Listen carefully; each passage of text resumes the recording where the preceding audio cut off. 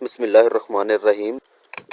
ये देखिए, उन्होंने क्वेश्चन हमें ये दिया हुआ है कि दो एफ ए उन्होंने हमें दिए हुए हैं और फिर ये दो एफ एस डायग्राम उन्होंने हमें दी हुई है और उनका जो पहला क्वेश्चन है वो ये है कि यूजिंग द शॉर्ट मेथड, हमने शॉर्ट मेथड का इस्तेमाल करके इन दो डायग्राम्स के लिए जो एफ एस की दी हुई हैं हमने इंटरसेक्शन फाइंड करना है। ठीक है, तो पहले हम अपना ये फर्स्ट क्वेश्चन सॉल्व करते हैं जी। तो यहाँ पे आ गए हम, यहाँ पे आपको परेशान होने की ज़रूरत नहीं है, मैंने अपने उसी क्वेश्चन को, उन्हीं डायग्राम्स को यहाँ पे ज़रा अच्छी तरतीब के साथ लिख दिया है। जब भी हम दो एफ ए का इंटरसेक्शन लेते हैं तो हम उसके लिए एक टेबल ड्रा करते हैं। मैं यहाँ पे अभी एक टेबल ड्रा करता हूँ जी। तो यहाँ पे मैंने ये टेबल ड्रा कर लिया। इसमें सबसे पहले आपने लिखनी है ओल्ड स्टेट, ओल्ड स्टेट। ठीक है, यहाँ पे ओल्ड स्टेट लिख दिया और इसके बाद हम इनके नाम रख लेते हैं। मैं इसका नाम रख लेता हूँ x1। ठीक है, और इस स्टेट का नाम रख लेता हूँ मैं x2। ठीक है, और इसका नाम रख लेता हूँ मैं y1। ये देखें, आप क्वेश्चन में देखें, ये जो असाइनमेंट प्रॉब्लम्स है यहाँ पे उन्होंने ऑलरेडी स्टेट के नाम दिए हुए हैं। तो मैं अपनी आसानी के लिए x1 और y1 के मैंने नाम चूज़ किए हैं। आप कोई भी नाम चूज़ कर सकते हैं। अगर आप चाहें तो इन्हीं नेम के साथ नेक्स्ट टेबल और डायग्राम बना दें या फिर अपनी मर्ज़ी के नाम चूज़ कर सकते हैं, क्योंकि हमारा जो बेसिक मकसद है वो है इन दोनों का इंटरसेक्शन फाइंड करना। तो यहाँ पे कोई भी नाम हो जाए उससे कोई फ़र्क नहीं पड़ने वाला। यहाँ पे लिखते हैं u, इधर लिखते हैं v और इधर लिखते हैं w। क्योंकि मेरे पास तीन अल्फ़ाबेट्स हैं तो मैंने u, v और w यहाँ पे तीन टेबल नेक्स्ट बना ली है। इसके बाद अब हमने देखना ये है, यहाँ पे हमारी ओल्ड स्टेट, हम यहाँ पे लेट्स कर लेते हैं कि x1 y1 is equal to z1। अब हमने क्या करना है, हमने देखना है कि x1 से हमारे पास जो है u किधर आ रहा है। x1 से जो u है वो वापस हमारे पास आ रहा है x1 पर। तो यहाँ पे हम लिख देंगे x1। उसके बाद अब हम देखेंगे कि हमारे पास जो v है वो x1 से कहाँ पे जा रहा है। ये देखो, x1 से v हमारे पास दोबारा x1 पर आ रहा है, तो हम यहाँ पे लिख देंगे x1। उसके बाद हम देखेंगे कि हमारे पास x1 से जो w है वो किधर जा रहा है, वो हमारे पास जा रहा है x2 पे, तो हम w के नीचे लिख देंगे x2।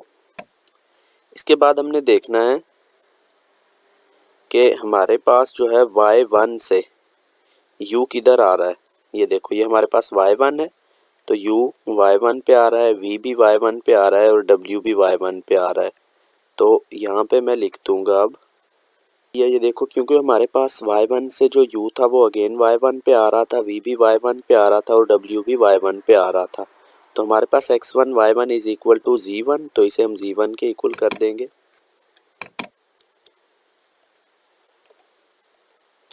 क्योंकि ये देखिए, ये हमारे पास एक नई स्टेट आ चुकी, तो हम इसे नाम दे देते हैं z2 का। अब इसके बाद हमने ये करना है कि जो हमारे पास नई स्टेट बनेगी हम उसे अपनी ओल्ड स्टेट पे रखेंगे। ये हमारे पास एक नई स्टेट बन चुकी है तो हम इसे उठा के यहाँ से ओल्ड स्टेट पे रख लेते हैं। x2 y1 is equal to z2, x2 y1 is equal to z2। अब हम इस स्टेट से देखेंगे, हमारे पास x2 से जो है u कहाँ पे जा रहा है, x1 पे जा रहा है, तो हम x1 लिख देंगे। इसके बाद देखेंगे कि हमारे पास जो है v जो है वो x2 से कहाँ पे जा रहा है, वो भी x1 पे जा रहा है, तो यहाँ पे भी x1 लिख देंगे। उसके बाद हमारे पास जो w है वो x2 से अगेन w x2 पर ही आ रहा है, तो यहाँ पे हम x2 लिख देंगे। उसके बाद अब हमने देखना है कि y1 जो है, ठीक है, y1 से u हमारे पास कहाँ पे जा रहा है, तो y1 से u जो है हमारे पास वो y1 पर ही जा रहा है, y1 पर आ गया। तो हम x1 और y1 is equal to z1, तो इसे z1 के इक्वल कर देंगे हम। अब हम देखेंगे कि हमारे पास जो है y1 से v जो है वो किधर जा रहा है, वो भी y1 पे आ रहा है, तो x1 y1 हमारे पास ये भी z1 हो जाएगा। उसके बाद हम देखेंगे कि हमारे पास जो है y1 से जो है w कहाँ पे जा रहा है, तो ये अब देखते हैं हम, वो अगेन y1 पे आ रहा है, तो हम यहाँ पे लिख देंगे ये हमारे पास Z2 के इक्वल हो गए, क्योंकि हमारे पास एक नई स्टेट बनी थी x2 y1, तो हमने इसे Z2 का नाम दिया था। तो इस दफ़ा हमारे पास कोई भी न्यू स्टेट नहीं बनी है, तो हम फिर इसे Z2 का नाम दे देते हैं। ठीक है, एक चीज़ मैं आपको बता दूं कि इंटरसेक्शन लेने के बाद हमारे पास जो डायग्राम बनेगी उसके हमने इनिशियल स्टेट और फाइनल स्टेट को कैसे डिसाइड करना है कि कौन सी स्टेट इनिशियल होगी और कौन सी फाइनल होगी। तो उसके लिए मैं आपको बता दूं, देखो जो हम इनिशियल स्टेट लेते हैं अपनी ओल्ड स्टेट में सबसे पहले, वो तो हमारे पास इनिशियल स्टेट हो जाएगी। ये देखो x1 y1 ये हमारी इनिशियल स्टेट हो गई। लेकिन जब हमने फाइनल स्टेट फाइंड करनी है तो उसके लिए ये देखो हमारे पास fa1 की फाइनल स्टेट है x2, और जो हमारे पास सेकंड f है उसकी फाइनल स्टेट है y1। हमारे पास जहाँ पर भी x2 और y1 आ जाएगा हमारी नई स्टेट में, तो वो हम फाइनल स्टेट ले लेंगे। ठीक है, ये देखो x2 y1, तो ये हमारी फाइनल स्टेट होगी। इस पे हम प्लस का सिंबल यहाँ पे लगा देंगे। तो इसके जो इंटरसेक्शन आएगा उसके लिए मैं यहाँ पे डायग्राम ड्रा कर लेता हूँ। ये देखो ये हमारे पास इनिशियल स्टेट हो जाएगी Z1 और फाइनल स्टेट हो जाएगी Z2।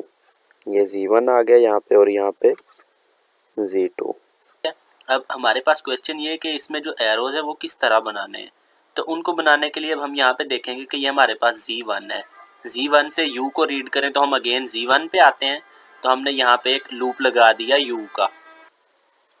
इसके बाद हमने Z1 से V को रीड करना है। Z1 से हम V को रीड कर रहे हैं तो हम अगेन Z1 पे आ रहे हैं। देखें, ठीक है, Z1 हमारे पास ओल्ड स्टेट है, हम V को रीड कर रहे हैं तो हमारे पास अगेन Z1 बन गई। तो हमने इसी लूप पर अपने V को भी लिख दिया। तो यहाँ पे हमारे पास ये Z1 पे लूप आ जाएगा U और V का। उसके बाद हम Z1 से W को रीड करेंगे तो हमारे पास जो स्टेट है वो Z2 है। हम Z1 से W को रीड कर रहे हैं तो Z2 पर जा रहे हैं, तो हम ये Z1 से एक एरो बना देंगे Z2 पर। देखिए यहाँ पे हमने क्वेश्चन 1 में ये जो डायग्राम बनाई है ये जस्ट Z के लिए हमने स्टेट को रीड किया था, Z1 के लिए। यहाँ पे हम Z2 के लिए स्टेट को रीड करते हैं और अपनी डायग्राम बना देते हैं। ठीक है, हम यहाँ से Z2 को रीड कर Z2 के लिए U को रीड करेंगे तो हम Z1 पे आ जाएंगे, और V को रीड करेंगे तो फिर हम Z1 पे आ जाएंगे, और अगर W को रीड करेंगे तो Z2 पे आ जाएंगे। मैं यहाँ पे एक डायग्राम को इसी को कंप्लीट कर देता हूँ।